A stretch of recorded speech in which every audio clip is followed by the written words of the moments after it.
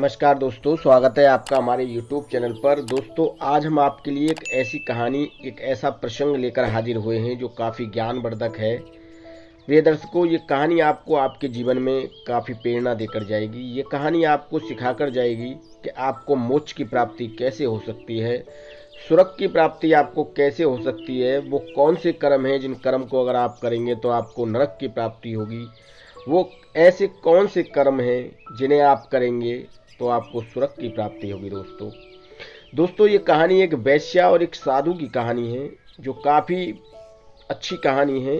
और इस तरह की ज्ञानवर्धक कहानी हम अपने चैनल पर आपके लिए प्रतिदिन लाते रहते हैं और आपके ज्ञान को निरंतर बढ़ाने की कोशिश करते हैं ताकि आपका ज्ञान निरंतर बढ़ता रहे। प्रिय दर्शकों, अगर आप हमारे YouTube चैनल पर नए हैं तो आप हमारे YouTube चैनल को सब्सक्राइब कीजिए, बेल आइकन को ऑन कीजिए ताकि आने वाली वीडियो को आप जल्दी देख सकें और आने वाली वीडियो का नोटिफिकेशन आपको जल्दी मिल सके। प्रिय दर्शकों, प्राचीन समय की बात है। एक नगर में एक वेश्या रहा करती थी। उस वेश्या से सभी लोग नफरत किया करते थे क्योंकि उसका पेशा ही वेश्या का था। तो कोई नगर का व्यक्ति उस वेश्या से बातचीत नहीं करता था, उससे कोई ज़्यादा संपर्क नहीं रखता था। प्रिय दर्शकों, एक रोज की बात है। वेश्या ईश्वर की भक्ति में ज़्यादा लीन रहा करती थी। वेश्या का प्रतिदिन एक ही काम था कि सुबह पाक साफ होकर ईश्वर की भक्ति करना और उसके बाद वो अपनी वेश्यावृत्ति में लग जाती। प्रिय दर्शकों, उसका यही रोज का काम था और यही उसका दिनचर्या थी रोज की। एक दिन प्रिय दर्शकों, जब वो मंदिर से दर्शन करके लौट रही थी तो रास्ते में एक ऋषि का मंदिर पड़ता है, आश्रम पड़ता है। वहां पर ऋषि कुछ प्रवचन सुना रहे थे और वहां पर उस वैश्या ने देखा कि लोग उस ऋषि के पैर छू छू कर आशीर्वाद ले रहे थे और ऋषि सबको काफी अच्छा आशीर्वाद दे रहे थे। उस वैश्या के मन में भी इच्छा हुई कि वो भी ऋषि के पास जाए और ऋषि से आशीर्वाद ले, संत मुनि से आशीर्वाद ले। प्रिय दर्शकों, वो लड़की उस आश्रम के, ऋषि के जो आश्रम थे, उस आश्रम में प्रवेश कर जाती है और ऋषि के चरण स्पर्श करने लगती है। प्रिय दर्शकों, जब वो उस ऋषि के चरण स्पर्श करने लगती है तो ऋषि पीछे हट जाते हैं और कहते हैं, ये तुम क्या कर रही हो बेटी? तब उस लड़की ने कहा कि बाबा, आप सब लोगों को आशीर्वाद दे रहे हैं, मैं भी आपका आशीर्वाद लेना चाहती हूँ। इस बात पर उन ऋषि ने कहा, देखो बेटी, तुम एक वैश्या हो और तुम वैश्यावृत्ति का धंधा करती हो। हम पाक साफ रहते हैं, हम संत हैं, हम ऋषि हैं। हम तुमसे पैर तभी छुपाएंगे जब तुम इस काम को छोड़ दोगी, इस वैश्यावृत्ति के धंधे को तुम छोड़ दोगी, तभी हम तुम्हें आशीर्वाद दे सकते हैं। ऐसा उन ऋषि मुनि ने उस लड़की से कहा। प्रिय दर्शकों, जब वो वैश्या महिला ने इस बात को सुना तो वैश्या महिला जो थी वो ऋषि से कहती है कि महाराज, वैश्यावृत्ति तो हमारा धंधा है, हमारे पेट का रोजगार है। अगर हम इसे बंद कर देंगे तो हम खाएंगे क्या, रहेंगे कहाँ, कैसे अपनी जीवन यापिका चलाएंगे? ये बात वो वैश्या महिला जो है उस संत से कहती है। संत ने कहा, देखो बेटी, पेट भरने के लिए ईश्वर ने काफी कुछ दिया है। तुम मजदूरी करो, मेहनत करो और अपना पेट भरो। ऋषि की यह बात सुनकर लड़की काफी भावुक हो जाती है। वो महिला जो थी, वैश्या महिला, वो काफी भावुक हो जाती है और वो ऋषि से कहती है कि ठीक है ऋषिवर, ठीक है महाराज, आप ही हमें मार्गदर्शन कीजिए। हम मेहनत करेंगे, मजदूरी करेंगे और इस काम को छोड़ देंगे। आप हमारा मार्गदर्शन कीजिए।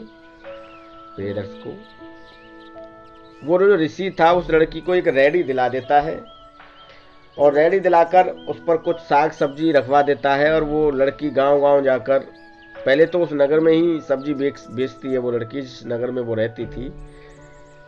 इसके बाद कई अन्य गांवों में भी उसने सब्जी बेची, पर जिस नगर में वो रहती थी उस नगर में उस लड़की से कोई सब्जी नहीं खरीदता था। प्रिय दर्शकों, वो लड़की काफी मायूस हो गई और संत से जाकर बोली कि महाराज, मुझसे तो कोई सब्जी नहीं खरीदता है, लोग मुझसे नफरत करते हैं। प्रिय दर्शकों, उन संत ने कहा कि कोई बात नहीं है, अगर यहाँ कोई सब्जी नहीं खरीद रहा है तो आप किसी अन्य गांव में जाकर बेचिए। वो लड़की किसी अन्य गांव में जाकर सब्जी बेचने लग जाती है और धीरे धीरे उसकी सब्जी की बिक्री शुरू होने लग जाती है। इसके बाद जिस गांव में वो रहती थी उस गांव में भी लोग उससे धीरे धीरे सब्जी खरीदने लग जाते हैं और धीरे धीरे उस लड़की पर काफ़ी पैसा हो जाता है। वो लड़की अच्छी पैसे वाली हो जाती है। वो महिला जो थी वैश्या महिला, वो काफ़ी पैसे वाली हो जाती है। प्रिय दर्शकों, अब उस वैश्या महिला के पास जब पैसा हो जाता है तो वो दान धर्म करने लगती है, भंडारे कराती है, मंदिरों पर प्रवचन और कथा भागवत कराती है, मंदिर, अनाथ आश्रम व अनाथ बच्चों के लिए पैसा दान करती है, गौशालाएं खुलवाती है, कुएं खुदवाती है, तालाब खुलवाती है, पंछियों के लिए भोजन पानी की व्यवस्था करती है। यानी कि उस वैश्या महिला ने काफ़ी धर्म पुण्य किया। और प्रिय दर्शकों, जब उसने धर्म पुण्य करना शुरू किया तो जो गांव के लोग उससे नफरत करते थे वो भी अब उससे प्रेम करने लगे, वो भी अब उससे घृणा नहीं करते थे, वो भी अब उसे अपने पास बिठाने लगे और उससे अच्छा व्यवहार करने लगे। प्रिय दर्शकों, जब समय धीरे धीरे व्यतीत होता है तो उस लड़की की और उस साधु महाराज जो थे, जो ऋषि मुनि थे, उनकी अचानक दोनों की एक साथ ही मृत्यु हो जाती है। और जब उन दोनों की एक साथ मृत्यु हो जाती है तो उन दोनों को यमराज के दरबार में पेश होना पड़ा। तो यमराज ने उनका लेखा जोखा मांगा। तो यम के जो दूत थे उन्होंने लेखा जोखा दिया। तो लेखा जोखा में ये पता चला कि लड़की जो है वो पहले एक वैश्या महिला थी, इसके बाद उसने मेहनत की, मजदूरी की और वो वैश्यावृत्ति का धंधा छोड़कर मेहनत मजदूरी कर कर उसने पैसा कमाया और उस पैसे से उसने दान धर्म किया। प्रिय दर्शकों, जब उस महिला स्त्री को यमराज सजा सुना रहे थे तो यमराज ने कहा इस लड़की को, इस वैश्या महिला को कुछ दिन नरक में रखा जाए, इसके बाद इसे स्वर्ग की प्राप्ति होगी और फिर इसके बाद इसका जीवन जो है स्वर्ग में ही कटेगा। प्रिय दर्शकों, इसके बाद साधु जी का नंबर आता है। तो साधु जी का जब लेखा जोखा देखा गया तो साधु जी को नरक के लिए कह दिया जाता है कि इन्हें नरक में डाल दिया जाए। तब जब साधु को नरक की प्राप्ति होती है तो साधु यमराज से कहता है, हे धर्मराज, एक वैश्या को स्वर्ग दिया जाता है और एक साधु को नरक दिया जाता है, ऐसा क्यों? तब धर्मराज कहते हैं, इस लड़की ने वैश्यावृत्ति जरूर की थी पर यह ईश्वर की भक्ति करना नहीं भूली थी। ये प्रतिदिन नियम से पाक साफ होकर मंदिर में जाती थी और ईश्वर की भक्ति किया करती थी, यही इसकी दिनचर्या थी। इसके बाद इसने मेहनत की, पैसा कमाया और उस पैसे से इसने धर्म पुण्य किया और इतना ज़्यादा इसने धर्म पुण्य किया कि पाप के सामने धर्म पुण्य का जो पल्ला था वो भारी हो गया और इसके जो पाप थे वो कमजोर हो गए और पुण्य का पल्ला जो है वो भारी हो गया। इसलिए इस लड़की को स्वर्ग दिया जाता है और तुम्हें नरक साधु जी इसलिए दिया जा रहा है कि तुमने साधु के वेश में भी लोगों को ठगा है, मांस मदिरा का आपने सेवन किया है और आपने लोगों को ठगने का काम किया है, आपने लोगों से धोखा देने का काम किया है और कभी आपने कोई धर्म पुण्य नहीं किया, इसलिए आपको नरक की प्राप्ति होती है। प्रिय दर्शकों, यह धर्मराज की ये बातें सुनकर साधु जी चौंक जाते हैं और फिर साधु जी धर्मराज जी से कुछ न कह पाए क्योंकि धर्मराज का यही फैसला था कि साधु को नरक दिया जाए और वैश्या को स्वर्ग दिया जाए।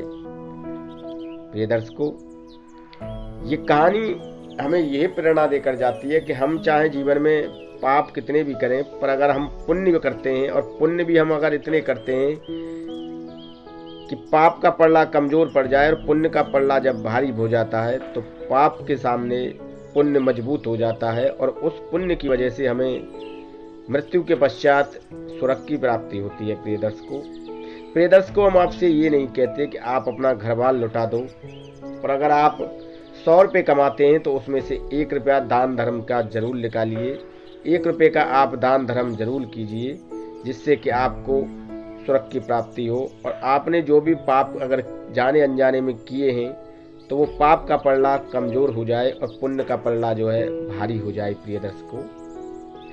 प्रिय दर्शकों, ये कहानी हमें काफ़ी कुछ प्रेरणा देकर जाती है, काफ़ी कुछ समझा कर जाती है। और इस कहानी में मैंने आपको एक साधु और एक वैश्या की कहानी इसलिए बताई है कि साधु को नरक दिया जाता है और वैश्या को स्वर्ग दिया जाता है। तो वो क्या कारण था, क्या वजह थी, वो सब मैंने आपको इस वीडियो में बताया है, एक्सप्लेन किया है। प्रिय दर्शकों, हमारी कहानी कोई मनगढ़ंत नहीं है। ये कहानी हम काफ़ी वेद पुराण और ग्रंथों से निकालकर आपके लिए लाते हैं, तब इन कहानियों को हम आपके बीच लेकर आते हैं। प्रिय दर्शकों, इस तरह की मोटिवेशनल कहानी हम आपके लिए प्रतिदिन चैनल पर लाते रहते हैं और लाते रहेंगे, और आप इस तरह की कहानियों से अपने जीवन में ज्ञान को प्रकाशित करते रहेंगे, इस तरह की हम उम्मीद करते हैं। प्रिय दर्शकों, अगर आप हमारे YouTube चैनल पर नए हैं, तो आप हमारे YouTube चैनल को सब्सक्राइब कीजिए, बेल आइकन को प्रेस कीजिए, ताकि आने वाली वीडियो का नोटिफिकेशन सबसे पहले आपको मिले और आप इसका भरपूर फायदा उठा सकें। और इस तरह की ज्ञानवर्धक वीडियो आप हमारे चैनल पर प्रतिदिन देखते रहें। प्रिय दर्शकों, अगर आपको कहानी पसंद आई हो और अब वीडियो में दी गई जानकारी आपको अच्छी लगी हो, तो अपने दोस्तों में शेयर कीजिए, लाइक कीजिए, चैनल को सब्सक्राइब कीजिए।